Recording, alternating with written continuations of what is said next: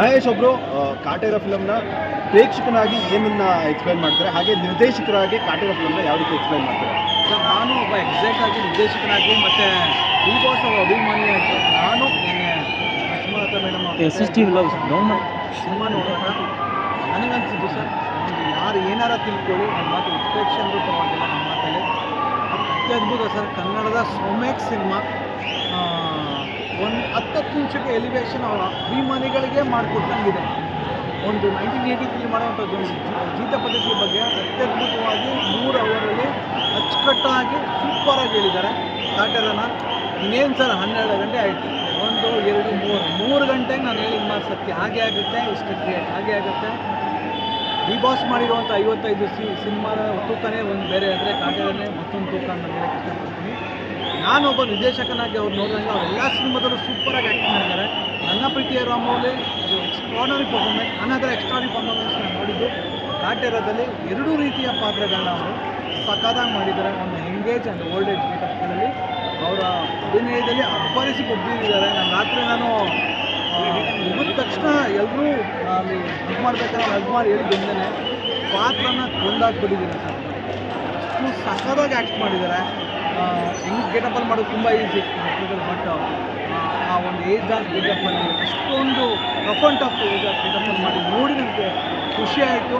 ಗಟ್ಟಿ ಕತೆ, ಗಟ್ಟಿ ನಿರ್ಮಾಪಕರು ಅದ್ದೂರಿಯಾಗಿ ತೆಗಿದ್ದಾರೆ. ಕನ್ನಡದ ಹೆಮ್ಮೆ ಚಿತ್ರ ಈ ವರ್ಷ ಬ್ಲ್ಯಾಕ್ ಬಾಸ್ಟರ್ ಸಿನಿಮಾ ಯಾಕಿಲ್ಲ ಅಂತ ಕೇಳ್ತಾ ಇದ್ರಲ್ಲ, ಬಂದಿದೆ. ಇನ್ನು 3 ಅವರಲ್ಲಿ ಬರೆದಿಟ್ಕೊಳ್ಳಿ, ಸಿನಿಮಾ ಬ್ಲಾಕ್ ಬಸ್ಟರ್ ಇದೆ. ಕನ್ನಡ ಚಿತ್ರರಂಗದಲ್ಲಿ 2023ರಲ್ಲಿ ಒಂದು ತೊಡಗಿತ್ತು, ಒಂದೇ ಒಂದು ಫಿಲಮ್ ಸಿಗಲಿಲ್ಲ, ಒಂದೇ ಒಂದು ಬ್ಲಾಕ್ ಬಸ್ಟರ್ ಆಗಲಿಲ್ಲ.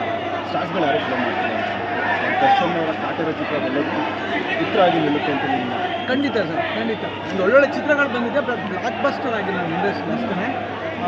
ಕಾಂತಾರ ಥರ ಆಗಿಲ್ಲ, ಅಥವಾ ಇನ್ನು KGF ಥರ ಆಗಿಲ್ಲ, ಚಾನಲ್ ಥರ ಆಗಿಲ್ಲ. ಏನು ಹೊರಗಿದೆ ಈ ವರ್ಷ, ಅದನ್ನು ನೀಗಿಸುವಂಥ ಎಲ್ಲ ಕೆಪಬಿಲಿಟಿ ಇರೋದೊಂದು ಕಾಟೇರಕ್ಕೆ ಇದ್ದೇ ಇದೆ ಸರ್. ಅದಕ್ಕೆ ನಾನು ಇಲ್ಲಿಂದ ಇಂಡಸ್ಟ್ರಿಗೆ, ನಾನೊಬ್ಬ ಚಿಕ್ಕ ನಿರ್ದೇಶಕ ಕೇಳೋಕ್ಕೆ ದೊಡ್ಡವನಲ್ಲ, ಆದರೂ ಕೇಳ್ತೀನಿ, ಎಲ್ಲರೂ ಒಂದು ಒಮ್ಮನಸ್ಸಿನಿಂದ ಒಂದು ಕನ್ನಡ ಸಿನಿಮಾ ಅಂತ ಸಪೋರ್ಟ್ ಮಾಡೋಣ. ಅವ್ರ ಅಭಿಮಾನಿಗಳು ದೊಡ್ಡ ಮಟ್ಟಿಗೆ ಸಪೋರ್ಟಾಗಿ ನಿಂತಿದ್ದಾರೆ. ಬೆಟ್ಟದಷ್ಟು ಬಲ ಇದೆ. ನಿನ್ನೆ ನಾನು ರಾತ್ರಿ ಅವ್ರ ರಿಯಾಕ್ಷನ್ ನೋಡ್ತಾರೆ, ಬಿಗ್ ಬಾಸ್ ಅವರು ಎಷ್ಟು ಖುಷಿಯಾಗಿ ಸಿನಿಮಾ ನೋಡೋಣ. ಅವರಷ್ಟು ದಿನಗಳು 120 ದಿನಗಳ ಕಾಲ ಕಷ್ಟಪಡ್ತಾರೆ ಧೂಳು ಫೈಟಲ್ಲಿ ಗಾಯ ಮಾಡಿಕೊಂಡು. ನೆನ್ನೆ ಅವರೊಂದು ತುಂಬ ಹ್ಯಾಪಿಯಾಗಿದ್ದರು. ಸುಮಲತಾ ಮೇಡಮ್ ಅವರ ಒಂದು ರಿಯಾಕ್ಷನ್ ಆಗಿದೆ ಸಿನಿಮಾ ನೋಡಿದ ನಂತರ. ಎಲ್ಲರೂ ಅಭಿಪ್ರಾಯನ ಕೇಳ್ತಾಯಿದ್ರು. ನಾನು ನಿಂತಿದ್ದ ಕರ್ತವ್ಯನ ಕೇಳಿದ್ವಿ, ಏನು ಅನ್ನಿಸ್ತಿದೆ ನಿಮಗೆ ಅಂತ. ನಾನು ಡೈರೆಕ್ಟಾಗಿ ಹಗ್ ಮಾಡಿದ್ದೀನಿ. ನಾನು ಫಸ್ಟ್ ಹಾಫ್ ನೋಡಿದಾಗ ನಿಮಗೆ ಹೇಳಿದ್ದೀನಿ, ಏನು ಮಾತಾಡೋದು ಸೆಕೆಂಡ್ ಹಾಫ್ ಎಕ್ಸ್ಟ್ರಾರ್ನರಿ, ತುಂಬ ಗಟ್ಟಿ ಕಥೆ, ಸಣ್ಣ ಕಥೆ. ನನಗೆ ಗೊತ್ತಿದ್ದಂಗೆ ಈ ಸಿನಿಮಾದಿಂದ ಇದುವರೆಗೆ ಅವ್ರಿಗೆ ರಾಷ್ಟ್ರ ಪ್ರಶಸ್ತಿ ಬಂದಿಲ್ಲ ಬಿಗ್ ಬಾಸ್ಗೆ. ಈ ಪಿಕ್ಚರಿಂದ ಅವ್ರಿಗೆ ಆ 2 ಕ್ಯಾರೆಕ್ಟರ್ ಯಾರೇನು ನೋಡಿದ್ರು ರಾಷ್ಟ್ರ ಪ್ರಶಸ್ತಿ ತಗೊಳ್ಳುವಂಥ ಎಲ್ಲ ನಾಯಕ ನಟನಾಗಿ ರಾಷ್ಟ್ರಪತಿ ಬಂದಿಲ್ಲ, ರಾಷ್ಟ್ರ ಪ್ರಶಸ್ತಿ ಬಂದಿಲ್ಲ ಅನ್ನೋದು ಒಂದು ಹೊರಗಿತ್ತು. ನನಗೆ ಗೊತ್ತಿರೋದು ಈ ಪಾತ್ರ ಬಂದಂಥ ಅವ್ರಿಗೆ 100% ಈ ಕಥೆಗೆ, ಚಿತ್ರಕಥೆಗೆ, ನಿರ್ದೇಶನಕ್ಕೆ, ಹಾಗೆ ಈ ನಾಯಕನ ಪಾತ್ರಕ್ಕೆ ರಾಷ್ಟ್ರ ಪ್ರಶಸ್ತಿ ಕೊಡೋದಿಲ್ಲ ಮಾತೆಲ್ಲ ಬರಲಿ ಅಂತಲೂ ಕೇಳ್ಕೊತೀನಿ. ಅಷ್ಟು ಒಳ್ಳೆ ಕಥೆ ನಿಮಗೋಸ್ಕರ ಕನ್ನಡ ಚಿತ್ರರಂಗದಲ್ಲಿ ಮಿಡ್ ನೈಟಲ್ಲಿ ಇಂಥ ಒಂದು ಓಪನಿಂಗ್ ಆಗಿ ನಮಗೆ ತಿಳಿದಿರೋ ಮಟ್ಟಿಗೆ ಇತ್ತೀಚಿನ ದಿನಗಳಲ್ಲಿ ಯಾವುದೇ ಒಂದು ಅದ್ಭುತವಾದಂಥ ಓಪನಿಂಗ್ ಕೊಡಲಿಕ್ಕೆ ಎಲ್ಲೆಲ್ಲಿ ಓಪನ್ ಮಾಡಿದ್ರೆ 12 ಗಂಟೆ ಮಿಡ್ ನೈಟ್ ಶೋ ಎಲ್ಲದೂ ಕೂಡ ಬ್ಲಾಕ್ ಆಗಿದೆ. 158 Kannada overall Karnataka 389 single theatre, 70 multiplex, 1670 show ಒಂದು ದಿನಕ್ಕೆ ನಡೀತಾ ಇದೆ. 3 ದಿನ ಶೋ ಟಿಕೆಟ್ ಸೋಲ್ಡ್ ಔಟ್ ಆಗಿದೆ. ಮಾರುತಿ ಚಿತ್ರಮಂದಿರ ತುಮಕೂರಲ್ಲಿ 3 ದಿನ, ಸಿಟಿ ಬೆಲ್ಟ್ ತುಮಕೂರಲ್ಲಿ 3 ದಿನ ಇಲ್ಲ. ಅದಾದಮೇಲೆ 12 ಗಂಟೆ ಶೋ 21 ಥಿಯೇಟರ್ ಆಗಿದೆ. 3 ಗಂಟೆ 43 ಥಿಯೇಟರ್ ನಡೀತಾ ಇದೆ. 4 ಗಂಟೆಗೆ 77 ಥಿಯೇಟರ್ ನಡೀತಾ ಇದೆ. 5 ಗಂಟೆಗೆ 89 ಥಿಯೇಟರ್ ನಡೀತಾ ಇದೆ. 6 ಗಂಟೆಗೆ 107 ಥಿಯೇಟರ್ ನಡೀತಾ ಇದೆ. ಇಷ್ಟು ಮಾಹಿತಿನೂ ಇದೆ ಸರ್. ಇದು ಹಬ್ಬ ನಡೀತದೆ, ಕನ್ನಡ ಹಬ್ಬ. ಅದಕ್ಕೆ ನಮ್ಮ ಹಳ್ಳಿ ಸೇವೆಯನ್ನು ನಾವು ಒಂದು ಕೆಲಸ ಮಾಡ್ತಾ ಇದ್ದೀವಿ. ನಮ್ಮ ಪ್ರೊಡಕ್ಷನ್, ನಮ್ಮ ಡಿ ಬಾಸ್, ಸ್ನೇಹಿತರು, ವೆಲ್ ವಿಶೇಷ ಇದೊಂಥರ ಈ ಮಾಹಿತಿಗಳನ್ನು ಅವರೇ ಕೊಡಬೇಕು. ಬಟ್ ನಾನು ಈ ಟೀಮಲ್ಲಿ ಒಬ್ಬನಾಗಿರೋದ್ರಿಂದ ಮಾಹಿತಿ ಕೊಡ್ತೀನಿ. ಇಡೀ ಕನ್ನಡ ಚಿತ್ರರಂಗ ಬೇರೆ ಭಾಷೆಯ ಚಿತ್ರರಂಗಕ್ಕೆ ಕಾಟಿರೋದ್ ಮೂಲಕ ಏನು ಹೇಳೋಕ್ಕಾಗಲ್ಲ? ಒಂದೊಳ್ಳೆ ಆನ್ಸರ್ ಸರ್. ಬರೀ ನಾವು ಏನು ಮಾಡೋಕ್ಕಾಗಲ್ಲ ಸರ್, ಕಾನೂನು ವಿರುದ್ಧ ಹೋಗೋಕ್ಕಾಗಲ್ಲ, ಫೈಟ್ ಮಾಡೋಕ್ಕಾಗಲ್ಲ. ಸೊ ಫಿಲಮ್ ಚೇಂಬರ್ ಎಷ್ಟು ಅಂತ ಮಾತಾಡೋಕ್ಕಾಗುತ್ತೆ. ಒಳ್ಳೆ ಸಿನಿಮಾಗಳು ಬಂದಾಗ ತನಗೆ ತಾನಾಗೆ ಆಗೋಗುತ್ತೆ ಅಪೋಸಿಷನ್ ಅನ್ನೋದು.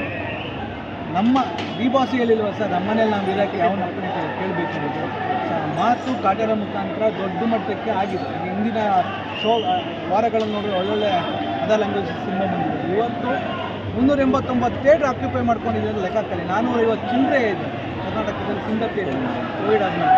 ಅದರಲ್ಲಿ ಶೇಕಡ 77% ಥಿಯೇಟ್ರ್ಗಳಲ್ಲಿ ಕಾಟೇರ ಆಗ್ತಾ ಇದೆ.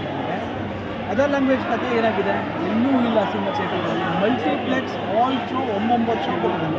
ಈ ವರ್ಷ ಯಾವ ಸಿನಿಮಾಗಳಿಗೂ ಕೊಟ್ಟಿಲ್ಲ. ಎಲ್ಲ ಆರೆಂಜ್ ಆ್ಯಂಡ್ ಸೋಲ್ಡ್ ಔಟ್ ಆಗಿದೆ.